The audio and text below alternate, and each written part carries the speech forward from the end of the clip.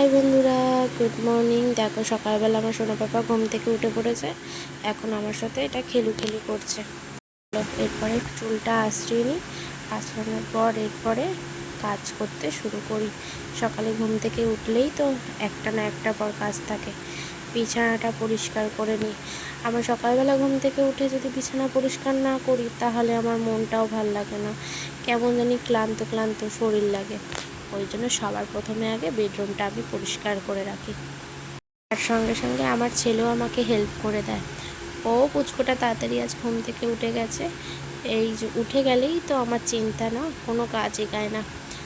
না তো আমি মনে করি প্রত্যেকটা মানুষের জীবনে একটা বড় বিপদ আসা দরকার, তাহলেই তো মানুষ মানুষ চিনতে পারবে, আপনজন চিনতে পারবে। সব কথা বাদ দাও, দেখো দুপুরে আমার মেনুতে ছিল শাক ভাজা আর একটু আমের আচার আর মাছের ঝোল। জানো তো আমি যখনই খেতে বসবো তখনই আমার সাথে আমার এই পুচকেটা থাকবেই, শয়তানিপানা করবে। ওই দেখো হাসছে, দেখেছো? চলো আজকের মতন টাটা।